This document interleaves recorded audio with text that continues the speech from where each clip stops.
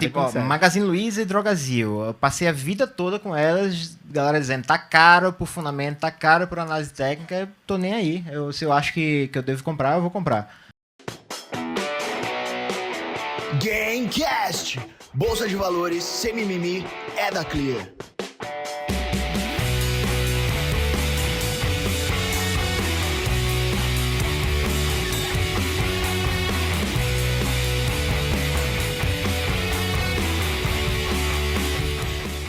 Fala pessoal, seja muito bem-vindo a mais um Gamecast. Aqui a gente fala de bolsa de valores sem mimimi. Tomara, Roberto Indec, que seja a hora certa para começar. Aliás, você não.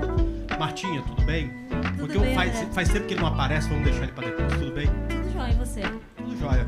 A gente falou que o Roberto não via mais esse ano, mas ele apareceu. Né? Apareceu com surpresa. Mas sabe o que eu ia falar? Que toda vez a gente fala que a gente tem uma participação muito especial. Hoje a participação é muito especial é o Roberto Indec, né? Que não aparece já faz algum tempo no programa. Quase isso. Bia Aguilar fica me tirando o foco aí do trabalho. Fala, Bia. Posso já me meter? Eu vou pedir se o Betinho hoje vai ser o único dia que ele vai conseguir gravar um episódio completo sem estar numa reunião simultaneamente. Vai acontecer isso hoje? Vou tentar. A gente vai ver. Vou tentar, prometo. O que tá acontecendo, cara? Tá desmotivado? A vida tá fácil. Tá tranquila. Então tá, você seja bem-vindo de volta, né, Martinha? A gente segurou as pontas aqui pra você enquanto você tava dando os cantos. Martinha, conta uma coisa. O André conseguiu segurar as pontas mesmo? Ou... Lógico. Certeza? Foi recorde de audiência esses últimos, nós dois aqui. Entendeu? Martinha e André e Bia Aguilar. Fala. Hoje temos um convidado especial. Especialíssimo. E na verdade é especial, sim. Além dele estar aqui presente, André Moraes, Verdade. toda essa plateia maravilhosa. Hoje, pela primeira vez, gravando com plateia aqui diretamente dos estúdios da B3. Não é, produção? Estúdios da B3, produção demorou quase um ano para conseguir aqui. Estamos aqui com Felipe Pontes, do TC. Seja muito bem-vindo, Felipe. Fiquei até meio nervoso agora. Por quê? Você tá de jeito, Pô, pra... sabatinar. Eu tenho 4 pessoas aqui pra me sabatinar, mas essa galera toda é a primeira vez na B3, pô. Pô, primeira vez na B3? Não, a primeira vez do... Do Tá. Gamecast. Do Gamecast da B3. eu já vim aqui algumas vezes. Legal. Você sabe que quando... Você deve se lembrar, lá no começo, como simulador, um simulador que tinha no Brasil era o Folha Invest em Ação. E tinha algumas... Eu comecei por ele. Tinha algumas premiações, se você ficava o melhor ranqueado no mês e tal, e teve um mês que eu fiquei o melhor ranqueado e ganhava uma visita à B3. Foi pouco antes de fechar. E aí tava tudo esquematizado, eu ainda trabalhava, e no dia deu um problema qualquer, não pude sair, cara, depois fechou a B3. Puta, cara, que angústia de não ter vindo aqui ver esse negócio rolando. Na época ainda com pregão Viva Voz, né? Agora a gente pode visitar e tem aí todos os letreiros e tudo mais, mas não tem aquela coisa do pitch, né? Na época que eu comecei, o Viva Voz já tinha acabado há um tempinho. Há um tempinho, né? Um aluno meu, eu usava o Folha Invest nas minhas aulas. Um aluno meu tinha um ranking por região, né? Só que não tinha prêmio. E aí eu desafiei meus alunos, quem ficar em primeiro lugar no Nordeste vai ganhar um prêmio. Era um livro. Eu não sei se ele gostou muito, mas acho que valeu a experiência. É até legal você contar essa história do... Fala aí, Bia. Aproveita. Eu sei que a dinâmica vai ficar meio zoada hoje, eu aqui meio que à distância e vocês aí, mas vamos lá, de vez em quando eu vou Ninguém me mandou meter morar no meio. longe, né? Você falou, fazer o quê? Me escondo aqui na esquina do Brasil, né? Mas tudo bem. Vamos lá. Felipe, você falou que você começou um pouquinho depois do pregão Viva Voz. Que ano que você começou e por que você veio parar na Bolsa? Já para começar a entender um pouco do nosso convidado, além de saber que ele é doutor em contabilidade, acho que a gente vai poder inclusive falar de reforma tributária hoje, quem sabe? A parte de tributo não é muito minha especialidade não, mas a gente tenta. Eu comecei a investir em ações, eu acho que foi... Eu nunca tenho certeza se foi 2009 ou 2010, então eu chuto 2010. Eu acho que foi 2010 com dinheiro de verdade, 2009 era no simulador. Eu comecei a investir por causa de um professor. Tinha um professor, ele foi professor de matemática financeira acho que no 3º semestre da faculdade e de mercado financeiro no 4º semestre. Acho que alguma coisa assim. Ou a margem de erro de um semestre para mais ou para menos. Tem margem de erro aqui, viu? E aí, em matemática financeira, ele já falava de bolsa, os exemplos de matemática financeira, sempre quando dava, ele trazia para a bolsa. E aí, em matemática financeira, ele também fez um desafio para a turma. Acho que quem ficasse em primeiro lugar da turma ganhava um ponto a mais na média, alguma coisa assim. E eu sou competitivo, então eu entrei pela competição, para ser o melhor da turma. E aí gostei do negócio e tô aqui até hoje. Já há mais de 10 anos. Cara, você pegou uma barra, né? Porque Eu só peguei tempo ruim. de 2010 a 2016, o mercado foi muito, muito, muito ruim, né? E para trade ainda teve alguns movimentos interessantes, mas para fazer o que você gosta, que é um investimento mais focado no longo prazo, era terrível, porque provavelmente você ficou 4, 5 anos comprando com o mercado caindo, né? Exato. Eu só fui ver a bolsa subir de forma consistente mesmo. A partir de 2016. Só é de 2016 até 2019, né? Exatamente. Era tempo ruim o tempo todo. E foi bom. Porque imagina, quem entra no bull market fica mal acostumado, né? Cara, pô, vou ficar rico aqui rapidinho.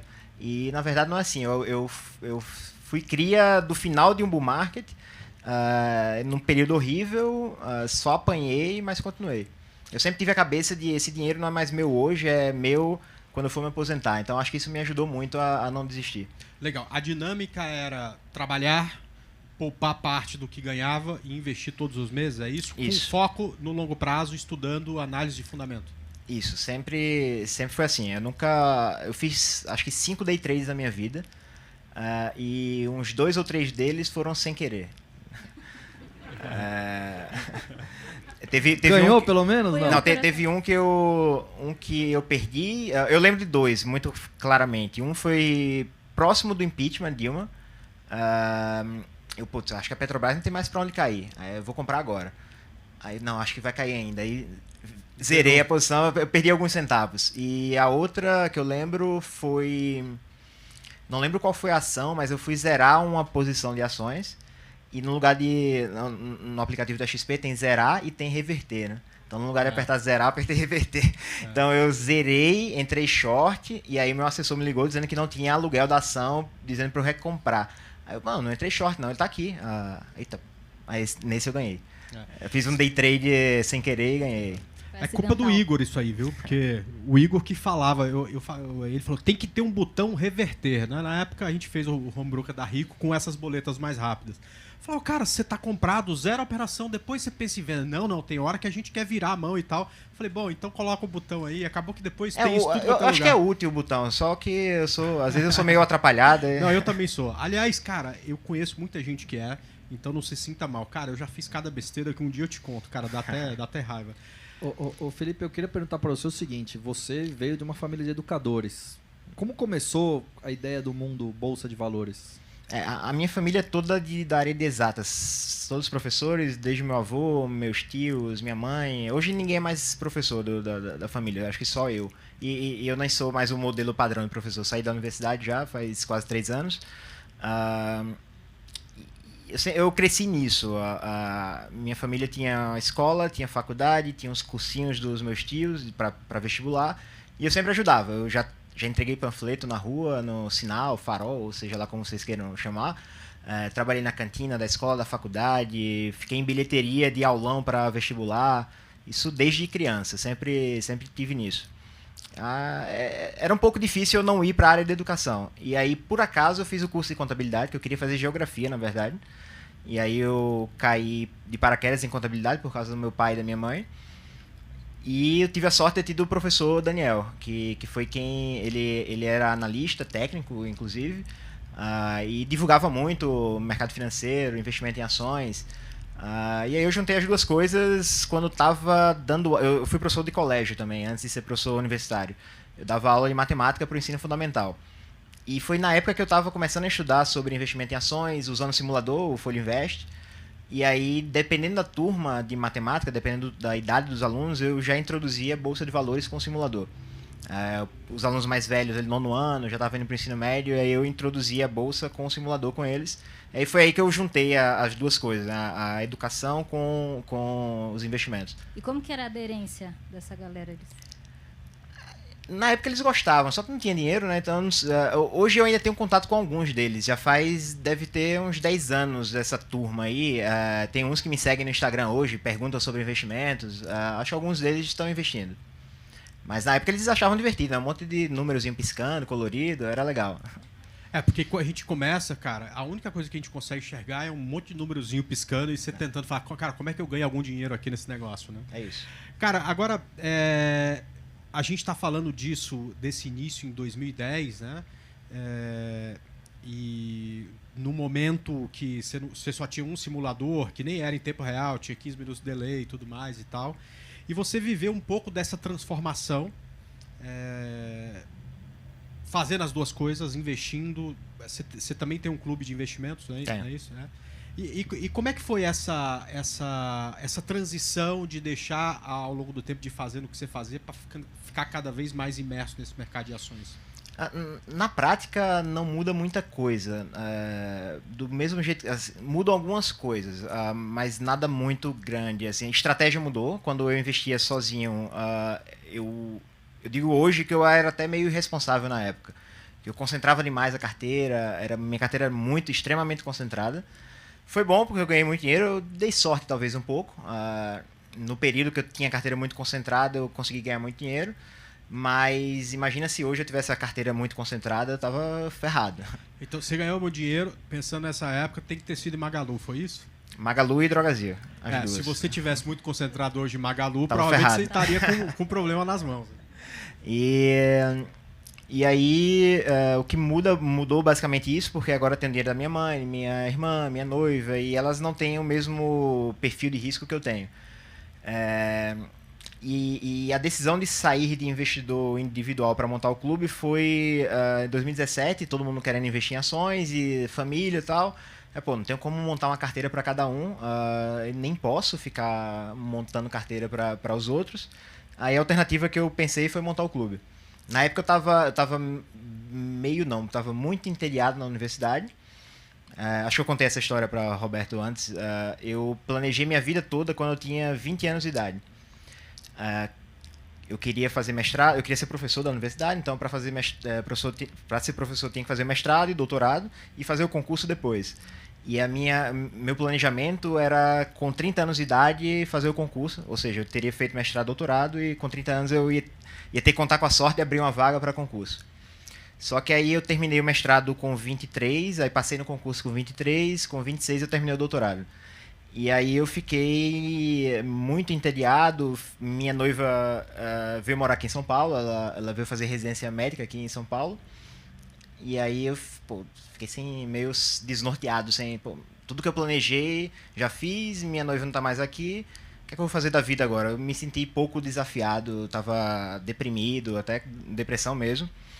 E aí decidi montar o clube para ser um desafio adicional. Eu gosto de desafios. Então teve a família, mas teve o desafio também, que eu tava muito parado na universidade. Legal. Ô, Felipe, agora posso só fazer uma pergunta sobre essa questão do clube e da sua família? Porque aqui em casa, por exemplo, eu não invisto junto com o meu noivo, porque nós temos perfis muito diferentes.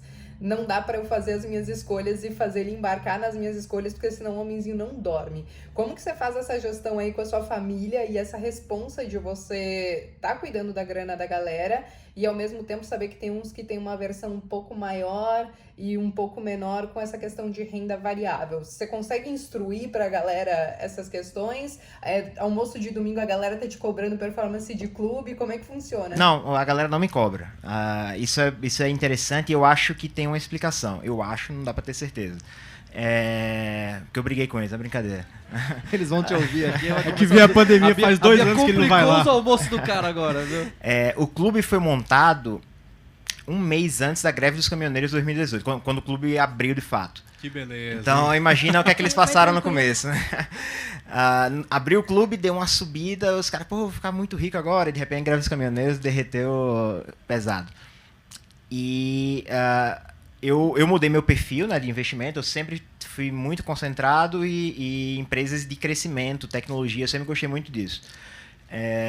Meu foco sempre foi empresa de crescimento. Então, quando eu montei o clube, montei com 2 amigos, são professores também, o professor Orleans Martins, a gente publicou um livro essa semana, inclusive, sobre dividendos, semana passada, quer dizer. Daqui a pouco nós vamos falar sobre ele.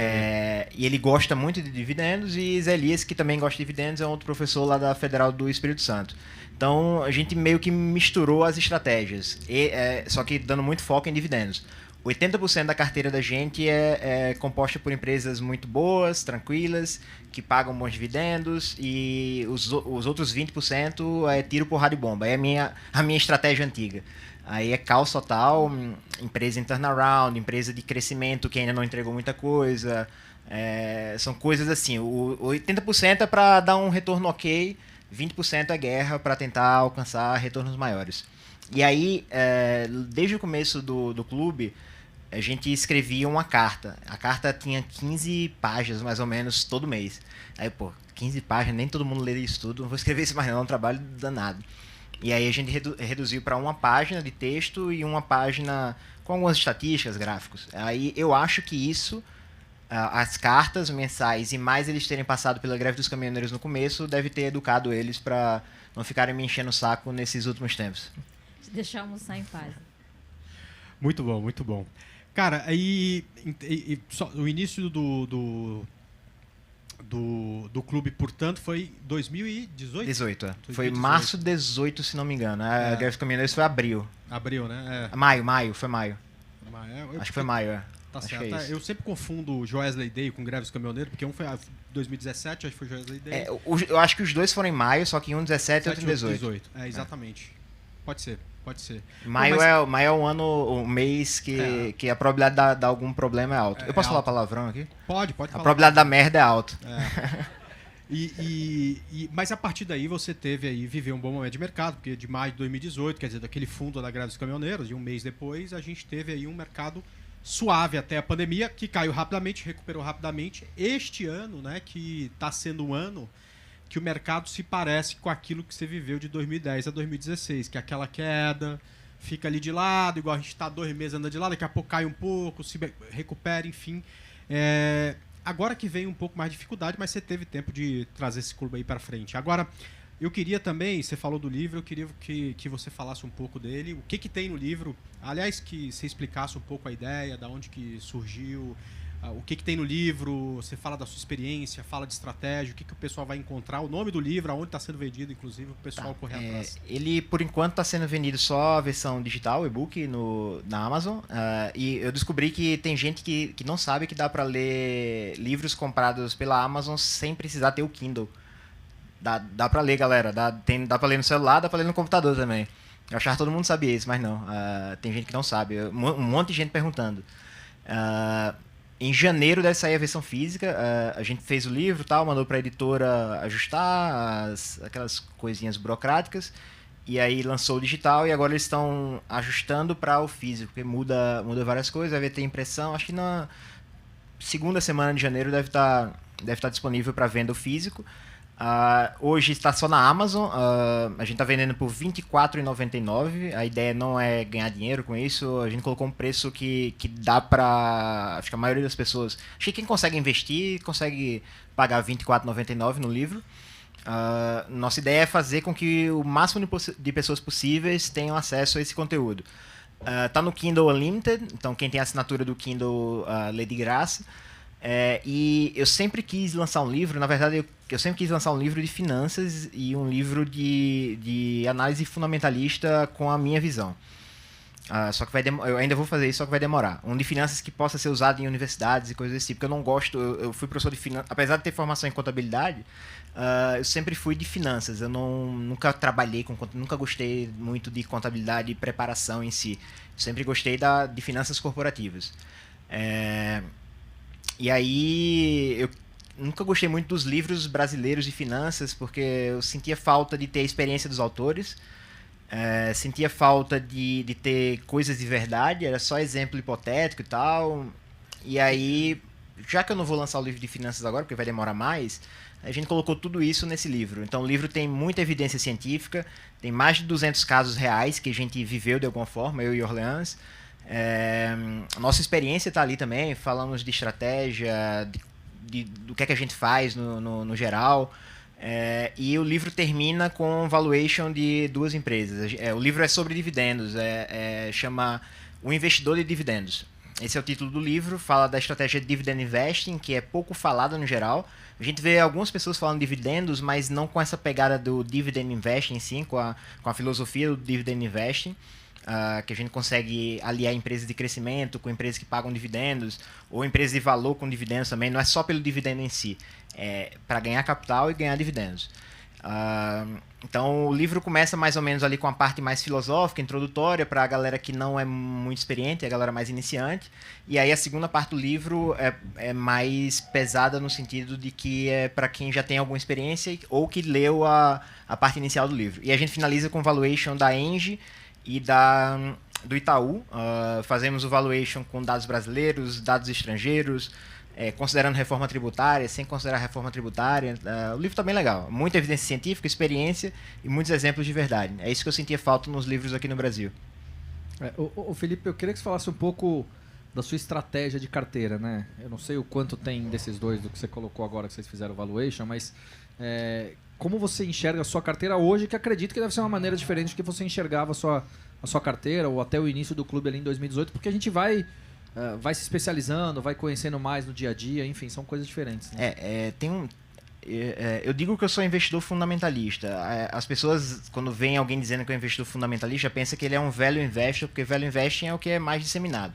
Eu não sou value investor. Eu compro muita empresa de tecnologia e de crescimento, então não tem nada de value ali, é múltiplos muito esticados.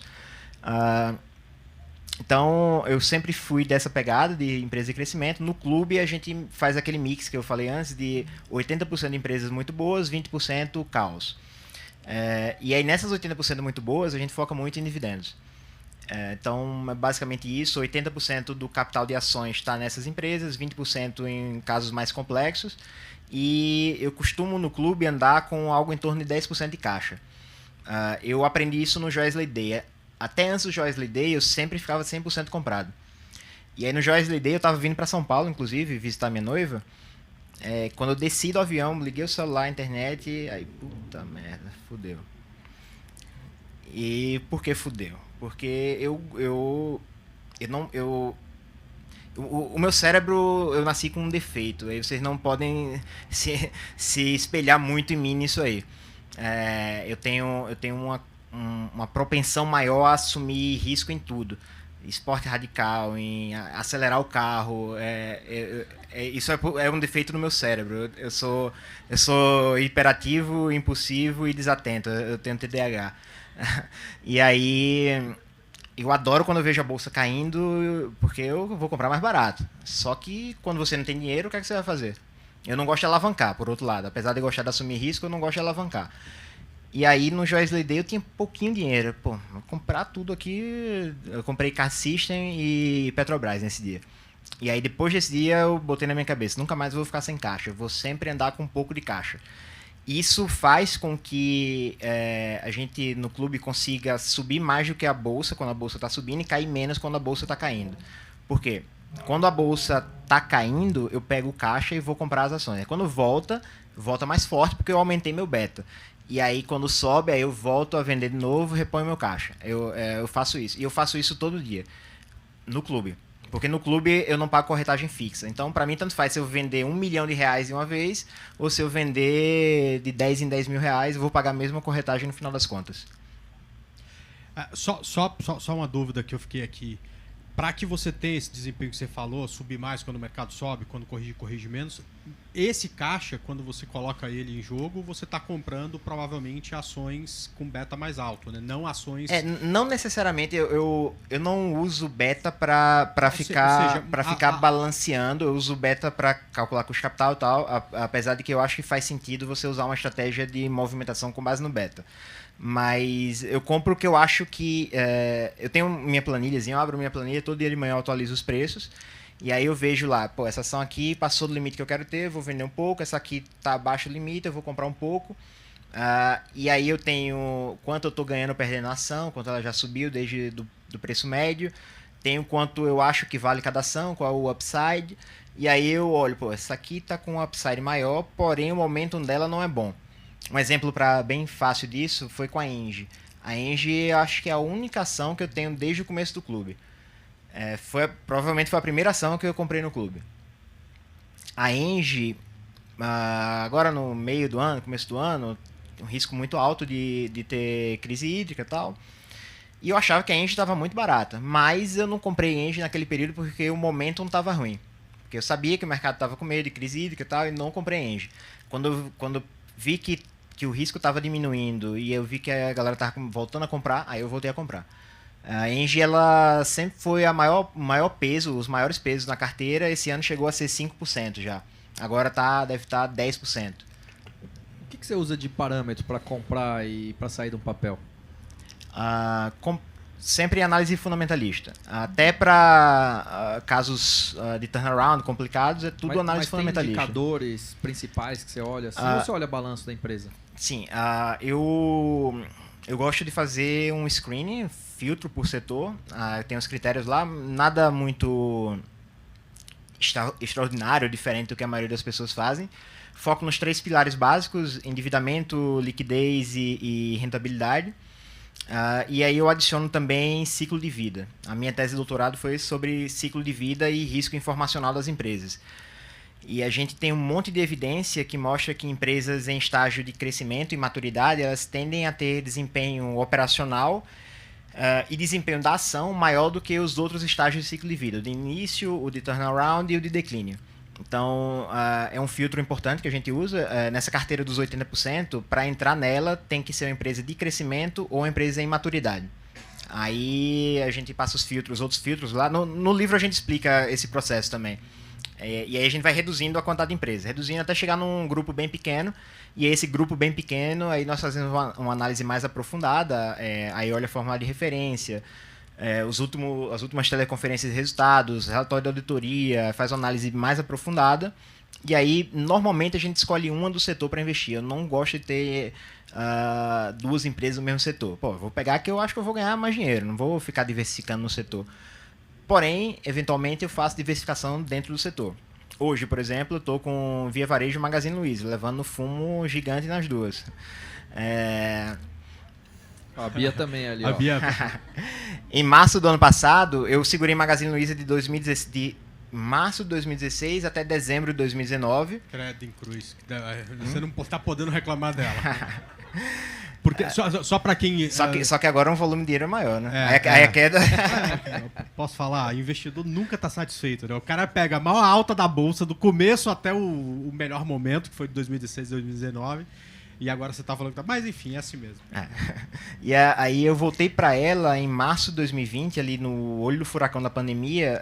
Eu tava sem varejo nenhum. E, eu acho que tem que tá na hora de ter alguém de varejo, porque já apanharam demais. Só que eu achava que Via Varejo tinha um upside grande, só que a Magazine Luiza tinha caído muito. Eu gosto da empresa. 2 empresas que eu mais gosto na bolsa são Drogasil e Magazine Luiza.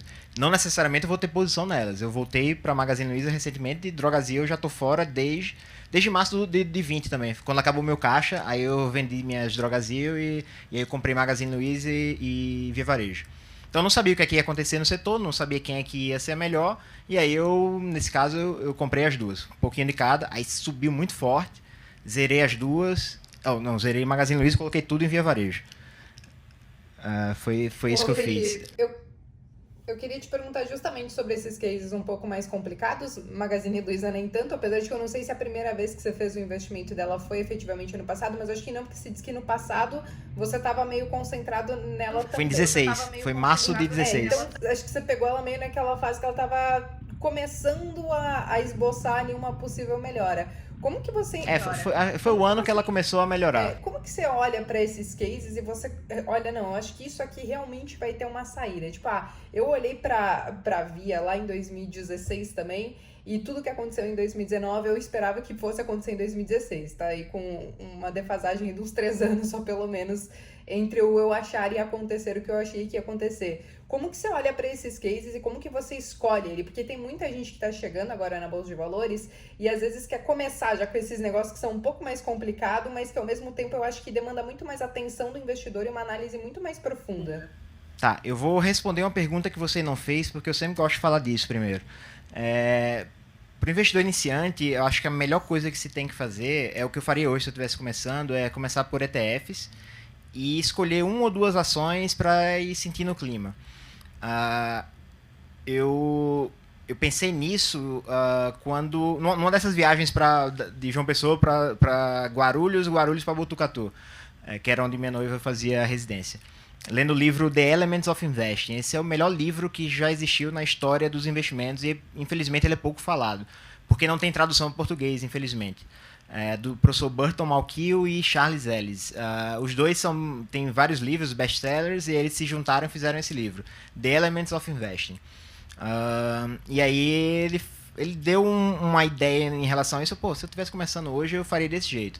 Eu compraria ETFs, uma carteira diversificada de ETFs, alguns ETFs, talvez, sei lá, 5, 3, alguma coisa assim, e escolheria algumas ações específicas para ir montando a carteira aos poucos, e aos poucos eu iria reduzindo os ETFs e ficando mais com ações.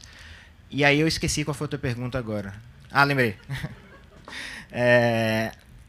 Como eu achei essas empresas, né? Magalu, Via Varejo, Drogasil.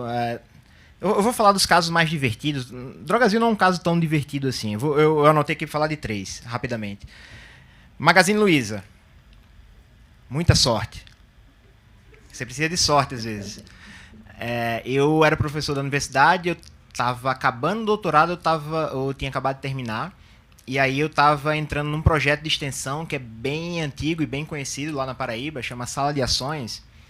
E aí o coordenador da Sala de Ações me chamou para eu coordenar a parte de análise fundamentalista e evaluation, para ensinar os alunos lá como faz e tal. E aí teve 4 alunos que me chamaram, que eles queriam aprofundar ainda mais o conhecimento deles sobre o assunto, e aí me chamaram para meio que fazer um grupo de estudos todas as quartas-feiras. Aí eu propus o seguinte: vamos fazer assim, toda quarta a gente discute um capítulo do Dark Side of Valuation, do professor Damodaran. Aqui no Brasil ele está traduzido para o lado oculto da avaliação. O nome é horrível, mas ficou assim. E aí toda quarta-feira, 2 eram 5 no começo, 2 deles apresentavam um capítulo, e aí na sexta, depois da reunião do projeto, que acabavam às 6, 6:30 da noite, a gente ia para minha sala de novo, meu escritório na universidade, e aí eles traziam um caso prático daquele capítulo. E aí teve uma época que o capítulo foi turnaround, empresa de dificuldade financeira, alguma coisa assim. Turnaround, dificuldade financeira. E aí os caras resolveram trazer a Magazine Luiza.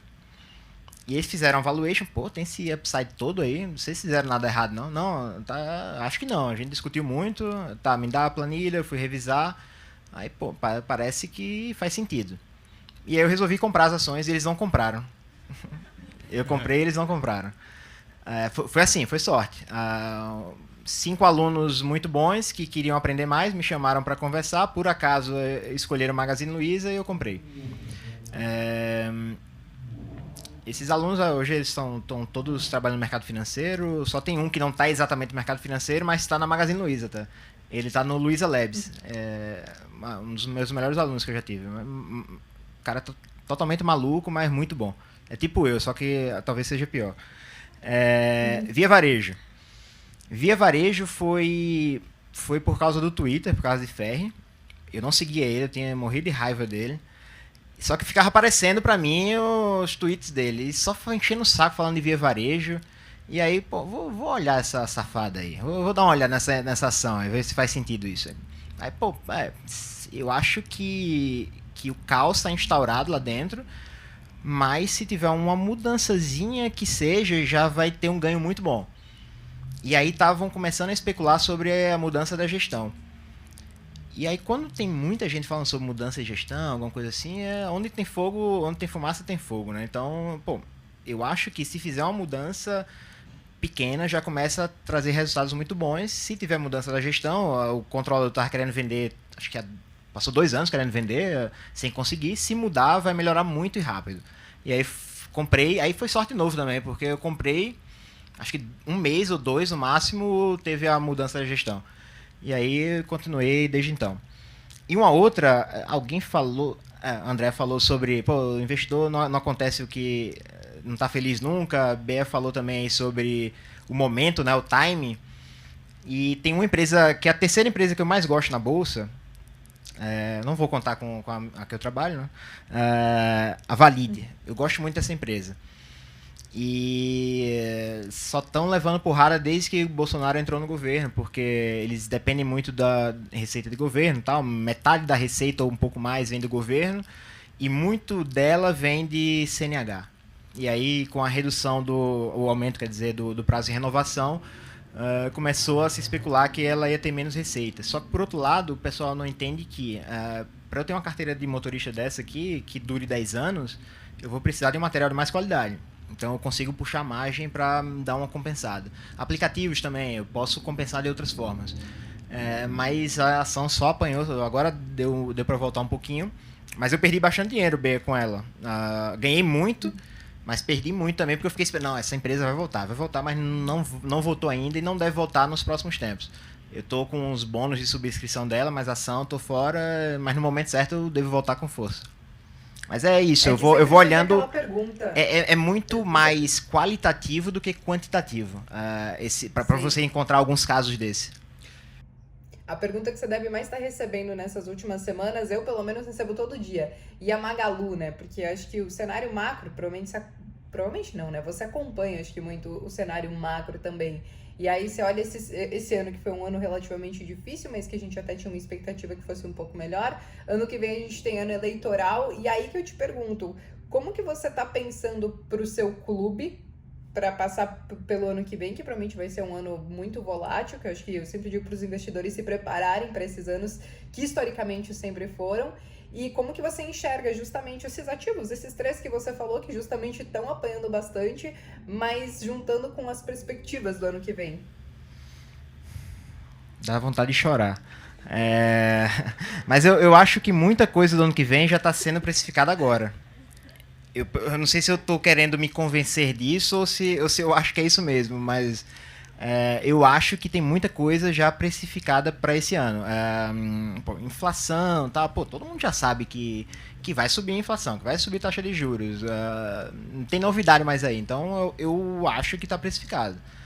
Eleição, eu também acho que tem muita coisa precificada já. E aí, o que é que eu estou fazendo? Nada. Eu continuo do mesmo jeito que eu estou. O que muda pra mim é que pode ser que eu compre put, mas tá difícil. Provavelmente eu vou ficar com um caixa maior se eu achar que ainda vai ter muito caos ano que vem. Um exemplo disso, de como eu faço, eu não faço muita movimentação em carteira porque eu acho que vai acontecer tal coisa. Eu seguro a ação só se eu achar que mudou o fundamento. Eu acho que o Roberto perguntou e eu não respondi por completo isso. Quando eu compro e quando eu vendo. Eu compro sempre por análise fundamentalista, eu acho que está barato e eu acho que vai subir. Ou se está caro no sentido de múltiplo, como as pessoas costumam olhar, eu acho que ainda vai ficar mais caro ainda. Então eu compro por isso. Eu vendo se eu acho que ficou mais caro do que deveria, se mudou alguma coisa no fundamento. Se eu descobrir alguma coisa que eu não sabia antes e que muda a tese, que no caso muda o fundamento e fato.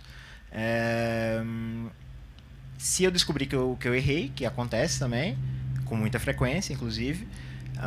Mas o importante é você descobrir que você errou rápido. Se demorar todo mundo erra. Se você descobrir que errou rápido, tá ok. Agora, se demorar, ferrou. Mas você podia dar um exemplo? Eu vou te explicar o porquê. Cara, com trade é bem simples, né? Por exemplo, eu uso determinado fundo de determinado tempo gráfico. Se eu estou comprado, rompeu o fundo, acabou a operação. É uma coisa extremamente objetiva, né? Pelo menos na teoria. Praticar isso na hora do stop, você fica lá, estopa no stop. Mas na época que eu comecei a investir, tinha um vídeo da XP, né? Coisas que o mercado fala. Que tem essa. Aliás, se vocês nunca viram esse vídeo, tá no YouTube. Coisas que o mercado fala 1, 2 e 3. Vai até o 5, eu acho. Aquele que tem as paródias, é isso? Não, eu acho que é até o 3. Até o 3 né? Mas vocês vão morrer de rir, cara. Porque apesar de não ter mais Eike Batista hoje em dia, tá, eles falam muito sobre ações da OGX e tal. Fora isso, o resto é tudo muito presente. Mas o que eu tava te falando é o seguinte, isso aqui é uma coisa objetiva. Você pode até não cumprir o que você planejou fazer, e aí, você vai ser punido por isso em algum momento, mas é objetivo. Na análise fundamentalista, o ponto de desistir da operação e admitir que errou não é tão objetivo assim. E eu imagino que você tem que ter um cuidado danado, porque chega um momento que você, para não admitir que errou, você começa a se enganar. O que você tem de ferramenta que te protege contra isso? Então, eu não tenho muito esse problema. Eu sou, como eu disse antes, meu cérebro veio com um defeito e eu não tenho muito sentimento nem nada desse tipo. Eu acho que o último abraço que eu dei na minha mãe eu devia ter uns 3 anos de idade. Então eu não tenho apego a nada. Quais são as empresas que eu mais gosto na bolsa? Magazine Luiza, Drogasil e Valide. Fiquei 2 anos sem posição em nenhuma das 3, quase. Então, amo as empresas, mas não tenho posição nelas. Eu voltei agora para Magazine Luiza. Valide eu não tenho e Drogasil eu também não tenho.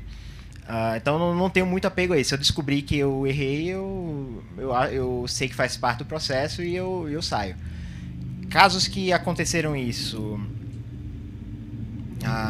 tem um que eu tenho vergonha de dizer, mas acho que eu vou acabar dizendo ele porque é o que eu tô lembrando agora.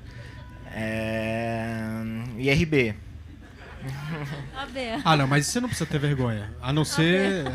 porque isso... A outra cara, aí, ó. Eu acho que ela segue sua carteira, viu, Felipe? É o imponderável possível, no mercado que aconteceu com o IRB, né? Vocês A não não ser sabem, eu que sou parente em algum dele, momento, eu tô durante a tudo dele. queda... Só que eu podia ter saído mais rápido. A Bia tá no seu clube, não? Tá, não. Eu só deixo entrar a família. Justamente pra ninguém ficar me enchendo o saco. Imagina se eu trago um monte de gente que não me conhece. Pô, vão me encher o saco fácil. Eu vejo que os caras sofrem no Twitter. Ou seja, gestor você não vai ser nem a pau, né? Não. Agora, eu queria voltar um pouco atrás, André. Eu queria voltar atrás e já depois dar vários passos pra frente, até porque tem o nosso horário aqui e queria abrir perguntas pro pessoal da plateia aqui também. Primeiro, André, na conversa que eu tive anterior aí com o Felipe, foi interessante que ele acompanhava nossos vídeos lá em 2000 e quanto, Felipe? 14, Não lembro 13, quando sei era, lá. mas eu assistia todo dia. Eu dava aula, saía da aula, pô, quero saber o que aconteceu no mercado. Aí eu vou ver o vídeo lá. É mesmo? Aí vi os gráficos e aí Roberto lá explicava o que é que tinha acontecido, notícia e tal. Ficar informado assim. É legal, porque teve uma outra pessoa que eu também conversei esses dias, trabalha com a gente lá na Rico, também falou a mesma coisa. Você vê como algumas pessoas já assistiam a gente lá atrás, né? A responsabilidade que a gente tem. E aí, dando vários passos pra frente aqui, Felipe, é o seguinte, queria que você falasse um pouco do seu... de você hoje, né? Pô, como é que você chegou aonde você chegou da posição que você tá? Boa pergunta. Mas antes disso, deixa eu só falar rapidinho aqui sobre esse ponto que a André perguntou, que eu acho que é legal pra galera ter uma ideia mais específica do que eu falei.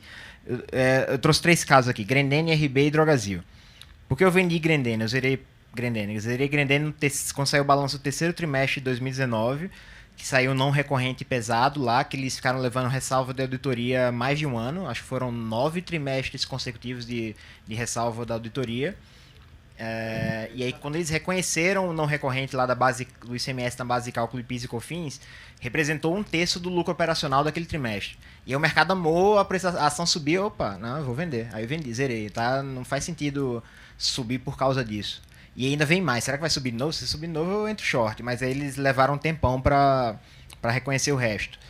E a galera não lê nota explicativa, não lê relatório da auditoria. E aí, conhece, né? E aí foram comprar sem saber o que estava acontecendo. Né? Essa é a minha visão. IRB. Nós tivemos posição em IRB lá no começo do clube. Eu já tive na pessoa física bem antes. Eu entrei depois do IPO no IRB.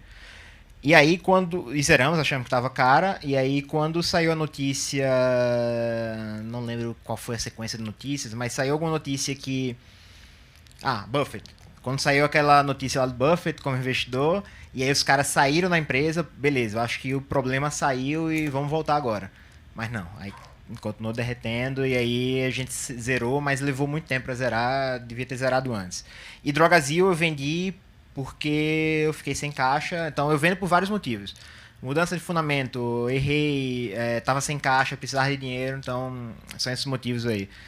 Como eu cheguei até aqui? Quando eu terminei a faculdade em 2009... Não, terminei em 2010. 10 ou 11. Em 10 ou 11, eu acho que foi no final de 2010 que eu terminei a faculdade, eu montei o meu blog, chama Contabilidade MQ, ainda está ativo até hoje, eu só não publico mais. Mas tem muito material de graça lá, materiais das minhas aulas, tá tudo lá. Meus slides, planilhas que eu usava na universidade, tá tudo lá. E aí, esse meu blog era relativamente bem conhecido, e eu sempre fui um usuário muito pesado de redes sociais. Eu tô escrevendo, eu quero que as pessoas leiam o que eu escrevo, então tenho que divulgar, né? Não ganhava um centavo no blog, mas eu queria que me lessem. E aí, teve uma época que no Twitter, Breda tinha chegado lá e aí tava uma briga entre os acadêmicos e os gestores. Quem tá no Twitter deve lembrar dessa época, acho que foi 2018 ou 2019, 18 eu acho. que eram os professores lá, Samidana e outros caras, entravam no Twitter de Breda e ficavam esculhambando ele, falando um monte de coisa. Apesar de eles estarem certos na maior parte do tempo e Breda estar errado, eu gosto muito de Breda, mas eu discordo dele de muita coisa. E aí... Só que os caras iam agressivos lá, discutir com o cara, e eu ia de forma mais educada, ia discutir argumento e tal. E a gente foi trocando ideia. Aí chegou um dia que ele começou a retweetar minhas coisas, e aí eu fui ficando mais conhecido pela galera aqui de São Paulo, e foi quando foram aparecendo os convites para vir para cá. Aí Breda me indicou lá para o curso da Infomoney, do MBA de Stock Picking. Eu vim para o Stock Pickers também na mesma época. Então foi mais ou menos isso. Foi por causa de redes sociais e do meu blog. E eu sempre digo isso nas palestras que eu vou dar nas universidades. Os acadêmicos, os caras às vezes se acham deuses, alguns deles. Eu sempre digo isso. Você pode ser o melhor cara do mundo, mas você tem que ser educado e explicar as coisas para quem não entende. É difícil uma pessoa que não é da academia, não conhece estatística e tal, entender os conceitos que a gente usa para explicar algumas coisas. Aí os caras vão lá com agressividade e não ganham nada. Nem a academia ganha, nem o mercado ganha. Fica essa disputa. Eu prefiro tentar juntar os dois lados. Aí foi assim que eu cheguei aqui. É isso aí. Eu vou falar até um pouco mais. Independente se é acadêmico, gestor, trader, investidor de longo prazo, você precisa ser humilde. Ouvir todo mundo, porque você tem sempre uma coisa nova a aprender. O mercado está em constante mutação e ultimamente numa velocidade muito maior do que há anos atrás. Então a gente precisa de muita humildade para estar sempre disposto a argumentar e também aceitar bons argumentos. Né? É isso. Se for assim, todo mundo ganha. Agora, se um lado vai brigar, outro vai brigar também, ferrou. Às vezes, até quando vem brigar comigo, eu mando a pessoa se ferrar na minha cabeça e vou discutir educadamente.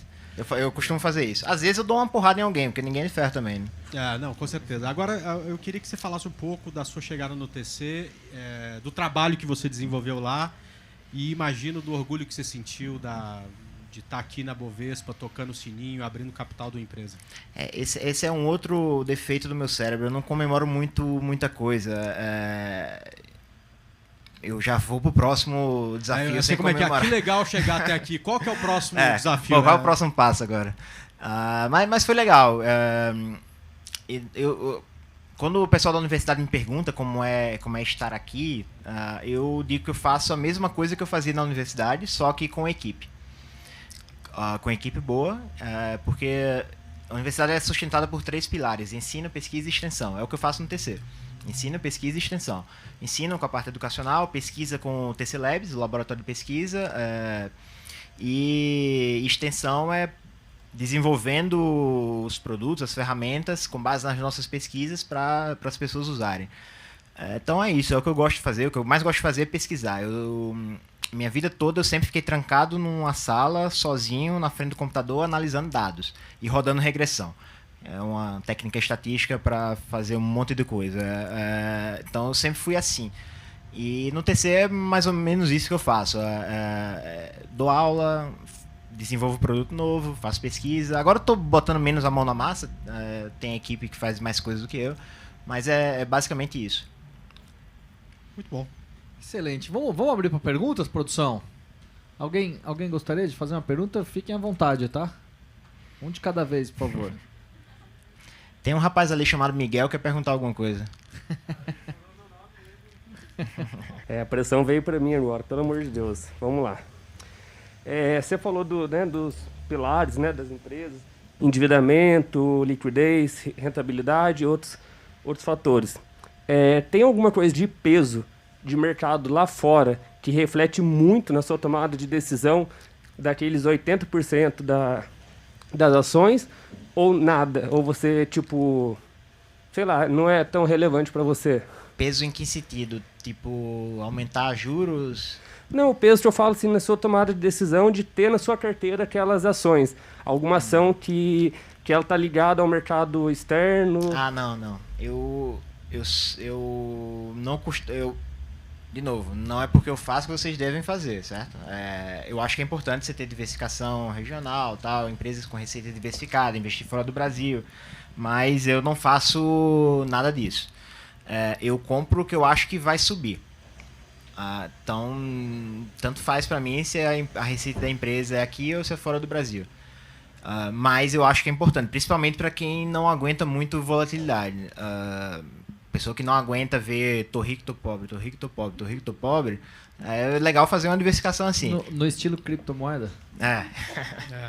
Mas eu não olho muito para essas coisas, não. Assim, eu tenho uma empresa na carteira que tem receita dolarizada.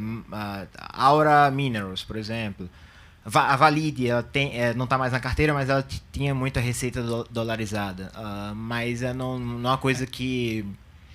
É um critério meio secundário, talvez. Mas não é uma coisa que é determinante, não. Isso com uma ou outra empresa pode ser um ponto de atenção na hora que você vai fazer o valuation da empresa. Por exemplo, Gerdau vende aço pra caramba nos Estados Unidos. De repente você está vivendo ou a expectativa de recessão no mercado imobiliário americano. Aquilo é um dado lá de fora, porém que no teu estudo da ação Gerdau você tem que anotar como um risco e ficar atento a isso, né? Mas aquela coisa de tipo assim, não vou comprar agora porque o mercado americano sobe há 10 anos e ele pode corrigir. Se você começar a pensar desse jeito, você sempre vai arrumar um motivo para não comprar. Se subir mais 10 anos, mais 20 anos, tu vai esperar 100 anos para comprar? Exato. A última. Qual é o seu setor predileto, assim, hoje em dia? Puxando até um pouco do assunto da Marta. Qual que é o setor mais morangudo para você, assim? Nos últimos 6 meses, o setor predileto dele é o caixa, não é? Não, eu tô com os níveis de caixa que, para o nível da bolsa hoje, está bem alto. Voltei a subir um pouco o caixa, mas assim, não tem um setor específico que eu goste mais. O fundamentalista ele tem o cara mais top-down e o bottom-up, né? Eu não olho muito para a economia, eu olho para as empresas. E as empresas que estão na minha carteira estão indo bem no geral, então não tenho muito essa coisa de setor, não. Eu sei que varejo vai sofrer e coisas desse tipo, estou alocado em varejo e pretendo alocar ainda mais. Eu estou com um monte de opções de Magazine Luiza com vencimento para o ano que vem. Tenho as ações e tenho um monte de opções para o ano que vem, porque eu não quero comprar as ações agora por causa do momento. Por outro lado, eu não sei quando é que vai subir, então eu comprei as opções para travar o preço. Mas eu não fico olhando o setor específico, não. E se eu, por acaso, quiser fazer alguma coisa de setor, sei lá, algum gatilho macro, eu faço por meio de ETF. Eu não vou escolher uma ação, eu pego um ETF do setor, se tiver. Isso para trade, né? Se eu quiser fazer um trade macro de um setor, eu faço por ETF. Fala, Felipão. Um já foi, então já foi a pressão, agora eu posso perguntar mais aliviado. Como o André falou, a análise técnica ela é na prática objetiva, né? Eu armei uma posição, romper um fundo ali, é sinal que eu estou errado, tenho que abortar a posição. Eu discordo de André um pouco. Porque às vezes eu vejo um camelo vomitando e ele tá vendo outra coisa. Uhum. É até aí que eu quero chegar, né? Porque todo trader até no começo vê ele chegando contra a sua posição e em algum momento você tem aquela esperança de pode ser que ainda dê certo e aí cai na besteira de aumentar a posição e cai no médio para trás. Em algum momento já chegou essa hipótese de estar indo contra, mas você tem uma esperança, tem fundamento para isso e você aumenta a posição na esperança de ir a favor? Como que é essa tomada? Não, tipo, Magazine Luiza e Drogasil. Eu passei a vida toda com elas, galera dizendo, tá caro por fundamento, tá caro por análise técnica, eu tô nem aí. Se eu acho que eu devo comprar, eu vou comprar. E essa é uma vantagem de ser acadêmico, porque eu quando comprei Magazine Luiza, eu não conhecia Breda, não sabia nem que existia Alaska, eu não sabia nem que existia um mercado de venda de relatório no Brasil. Não tinha a menor ideia disso. Vivi trancado na minha salinha.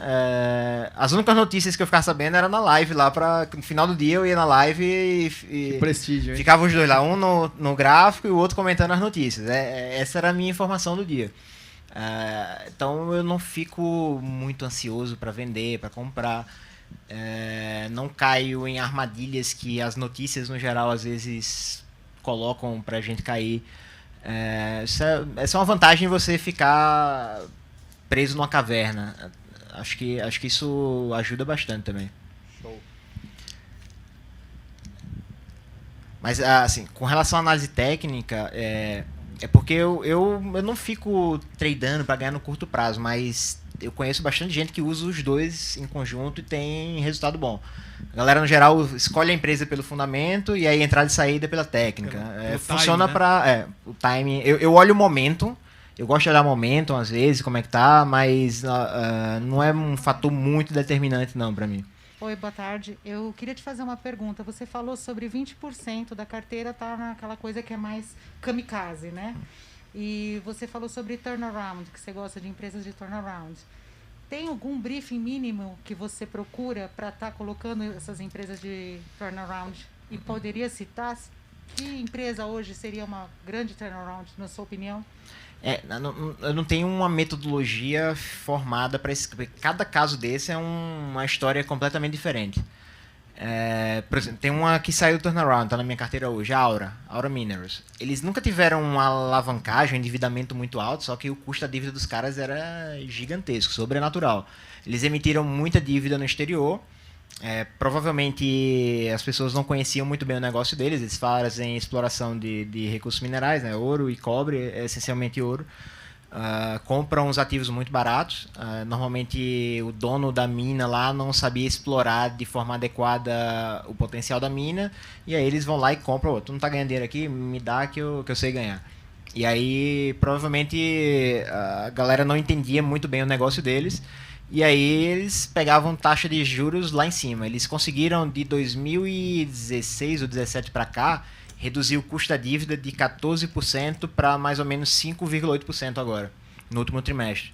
Então foi um turnaround porque estava ferrando a empresa, e eles conseguiram, mudança de gestão, tal, eles conseguiram fazer isso, que destravou bastante valor na empresa. Então cada caso é muito específico. Via Varejo também, analisei a empresa, vi lá que era lixo atômico, muito ruim, toda ferrada a empresa, mas eu vi que se fizesse pequenas mudanças já dava para entregar bastante resultado. E aí eu fui, não dá para ter certeza. Eu analisei, eu acho que vai e eu vou. Deixa eu ver outra que eu entrei. Acho que a Valide também se encaixa um pouco nisso. A Valide ela é empresa de tecnologia para impressão de coisas, papel moeda, carteira digital, carteira de trânsito, documento de identificação geral, prova do Enem, eles fizeram recentemente. E aí eles passaram a ter alguns problemas no passado, quase quebraram, conseguiram recuperar, e chegou o Bolsonaro, aumentou o negócio lá da carteira, ferrou a empresa de novo. Estão fazendo muita coisa nova, só que o resultado só vai vir lá pra frente. Porém, como tá muito caos no mercado, eu tô preferindo não ficar com ela agora, nesse momento, porque já é muito caos. Caos geral, ainda vou pegar caos na empresa, aí eu tô só olhando, esperando a hora de voltar. Deixa eu ver se eu lembro de outro. Se quiserem já passando outra pergunta, enquanto eu lembro de outro aqui. Eu acho que o microfone já passou aí para alguém. Tá ali.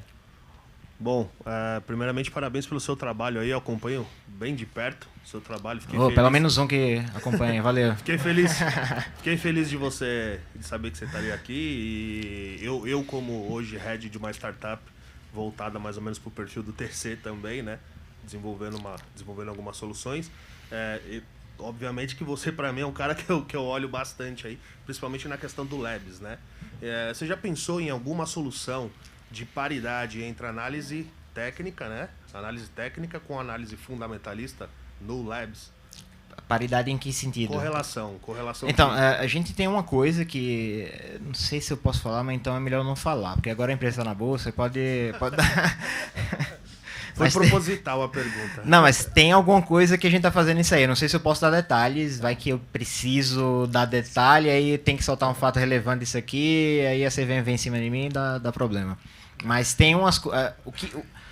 Eu acho que é difícil você pensar numa coisa que a gente ainda não tenha pensado em fazer. A gente estudou um monte de empresas já, que faz um monte de coisa no mundo todo, e fora as ideias mais originais. Então tem muita coisa que a gente está fazendo e um monte de outras coisas no backlog. Mas tem uma coisa dessa aí que eu queria que tivesse saído esse ano, mas não vai dar tempo. Deve sair no começo do ano que vem. Bem legal. Mas, Felipe... Eu vou dar uma ideia geral só. Eu uso análise fundamentalista com o momento que eu já falei aqui que eu gosto. Então, alguma coisa nesse sentido aí. O que você está falando lá nos Estados Unidos é muito comum, que chama análise Fusion, né? Aqui, quem faz isso muito bem é o pessoal da Eleven, o Deodato com o Rafa, que trouxeram isso aqui, ou pela primeira vez Esse é um curso também. Eu até participei desse curso. Eu dou o módulo de contabilidade e matemática financeira. Exato. E cara, a união dessas duas análises traz uma coisa, um resultado muito bom. Porque você primeiro descobre qual ativo e, no segundo momento, você descobre em que momento aquele ativo fica interessante. Então, você usa você junta o fundamento com o timing, e isso, cara, quando bem feito, tende a trazer resultados acima da média. Melhores resultados do que você usar uma ou outra coisa sozinho. E eu tive uma experiência muito interessante dentro de corretora. Por exemplo, lá na XP, eu estou tomando café e encontrava com um analista fundamentalista, com o Thiago Salomão, com o Indec e tal. E às vezes, cara, um bate-papo falando de um setor, o cara me falava qual era o ativo e eu conseguia encontrar melhor o timing desse ativo e ter um resultado melhor do que teria sozinho, né? Então isso é uma coisa que faz bastante sentido. Às vezes eu pergunto a Sanita alguma coisa também, porque agora a gente eu tô no primeiro andar e ele tá no 11º. Mas às vezes eu pergunto, Sanita, como é que tá o gráfico de tal ação aí? Aí ele me dizia algumas coisas, eu estudei na técnica e tal, mas eu não sei fazer exatamente os negócios lá de botar as linhas no gráfico, aquelas coisas lá, eu não sei fazer não, mas eu pergunto a quem sabe. E aí, uso eventualmente, mas às vezes é muito curiosidade também e dá insights para você comprar alguma coisa. Comprar ou vender, né? Porque às vezes a ação tá esticada demais e não tem fundamento. No técnico tá esticado e não tem fundamento. Pode ser que seja uma oportunidade para entrar short. André, você gosta dessas operações? Eu faço pouco e eu prefiro fazer com ETFs. É muito arriscado fazer com single name, com nome específico. Por exemplo, na 2019, a bolsa subiu muito ali no final do ano, né? Principalmente Consumo Brasil, Small Caps. E aí, qual foi a nossa estratégia ali? A bolsa subiu, mas não acho que está caríssimo, mas subiu muito rápido e muito forte. Os políticos vão entrar de férias em janeiro e voltam em fevereiro. Então, a bolsa deve continuar subindo em janeiro. O que é que a gente fez? Vamos segurar as ações até no final de janeiro. Meio de janeiro a gente começa a vender. E vamos entrar em fevereiro com 67% de ações e 33% de caixa.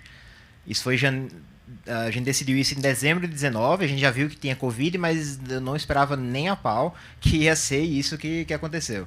A estratégia não foi pelo Covid, foi por causa dos políticos. E porque a bolsa tinha subido muito rápido e muito forte.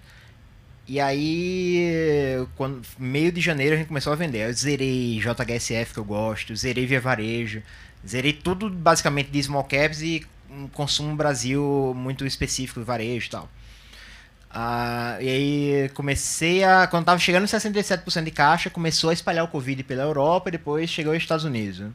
Aí a bolsa deu uma quedinha suave, uma quedinha Nutella, aí eu voltei a comprar. Então eu terminei janeiro, acho que com 80% de ações e 20% de caixa. Só que aí quando veio o carnaval, a bolsa derreteu muito forte e tá exagerado essa queda, né? Gastei metade do caixa de uma vez só depois do carnaval. Aí, putz, esse negócio vai demorar mais. Eu fui gastando bem devagarzinho o resto do caixa. E aí eu entrei short em PetroRio, em janeiro, Card System. Acho que de nome específico só foi PetroRio e Card System. Aí entrei short no índice Bovespa também e no S&P. Legal. O que você falou de diluir risco na venda a gente viu esses dias acontecer com vários ativos, mas um que me marcou bastante foi Login, porque tinha uma condição de venda no gráfico, ela caiu 2 dias, saiu um fato relevante, ela amanheceu subindo 40%, né? Então você vendido, assim, no mercado como está hoje, vai ser muito difícil um ativo amanhecer caindo 40%. Não. Agora, subindo, quer dizer, pega ativo que está caindo 70%, 80% desde o topo, alto. O risco de você tomar uma invertida dessa é muito grande. Por isso que é mais interessante, no caso de uma venda, você escolher o ETF, que aí você tá diluído. Eu esse ano não devo ter entrado short em nenhum nome específico. É pouco inteligente na bolsa nesse nível você entrar short no nome específico. O risco de o negócio voltar na tua cara muito forte e muito rápido é alto. Porque tá muito amassado tudo. No geral, eu prefiro entrar short. Eu fiz vários long shorts esse mês, mas acho que... Ou esse mês não, esse ano. Não lembro de nenhum que tenha sido com single name, sempre foi com ETF. Foi tudo com ETF, justamente para não correr esse risco do eu escolher um ativo específico e o bicho subir na minha frente com força e eu me ferrar. Vamos lá, temos mais uma pergunta aqui. Oi. Por favor. Tudo bem, Felipe? Vamos lá. Ó, ela veio de longe, hein, Felipe? Não tão longe quanto você, mas ela veio de longe para assistir a gente aqui. Não, só um pouquinho. De De onde? Floripa. Ah. Vamos lá. Uma coisa é o André trombar com um analista fundamentalista e perguntar de uma ação, né? A gente que está engatinhando, eu gosto muito de análise gráfica, sou analista técnica, vamos assim dizer, né? Aluna da mestra, então a gente tem uma referência. Como que a gente pode começar estudando o fundamento? Porque, assim, eu gosto do longo prazo, mas o gráfico nem sempre a gente consegue enxergar numa prospecção maior, né? Muito no longo prazo. Como que a gente pode começar estudando o fundamento dessa empresa? Quais são os pontos mais relevantes e importantes dentro da empresa para a gente levar em consideração para tomar uma decisão? E qual ativo ou segmento que você fala assim, isso daqui não entra de jeito nenhum no meu clube? Vou começar por essa aí, que é a que eu lembro mais fácil, a última que está mais fresca. Eu tenho muita dificuldade de querer comprar empresas aéreas, companhias aéreas.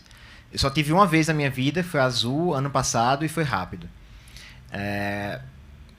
Sei lá, acho que foi menos de um mês. Eu comprei no fundo do poço e elas, acho que comprei a R$17, 18, subiu para 30. E aí, quando chegou em 28, eu zerei a posição, ela subiu, mas, pô, devia ter segurado mais, mas de repente voltou tudo. Não, ainda bem que eu saí. É aquele negócio de nunca estar satisfeito, né? Eu vendi em 28, subiu para 30, caramba, devia ter segurado. Aí quando volta tudo, ainda bem que eu saí logo. A única vez que eu tive uma companhia aérea foi essa aí. Lembrei de um caso de fundamento que eu errei feio, o Smiles, mas aí essa história eu já contei em tudo quanto é canto. Esse da Smiles foi pesado. Por onde começar? Contabilidade primeiro, tem que saber o básico de contabilidade, não precisa ser contador, nem ter doutorado em contabilidade, mas saber o básico, como funciona a contabilidade das empresas. E aí, para começar a analisar qual é o meu processo de análise, a primeira coisa que eu faço é ler o formulário o relatório de auditoria, porque se tiver algum problema lá na auditoria que a auditoria identificou, vai estar lá e eu vou saber. Às vezes tem umas coisas que passam, aí não tem como ninguém saber. A gente só descobre depois. Depois disso, o segundo passo, eu faço meio que uma análise horizontal e vertical. Análise horizontal é ver a evolução da conta ao longo do tempo. Vertical é naquele período qual é o peso da conta em relação a uma outra conta. No balanço, a referência é o ativo total. Na DRE é a receita líquida. Então, eu faço meio que uma análise horizontal e vertical sem fazer conta. Eu fico olhando as contas lá, meio que montando um quebra-cabeça. E aí eu gosto sempre de dar o exemplo da Drogasil também.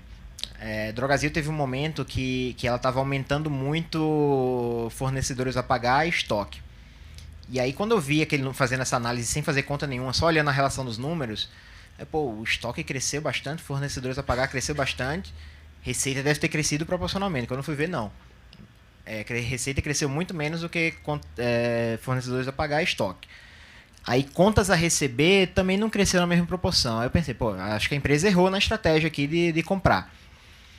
E aí, continuei analisando a empresa. Eu vou fazendo essa análise, fazendo a relação dos números, eu anoto um monte de coisa. Eu escrevo várias páginas. Muitas páginas mesmo. Acho que no mínimo, quando é uma empresa difícil de analisar, tipo Via Varejo, eu acho que teve um trimestre aí recente que eu escrevi umas 10 páginas de anotações.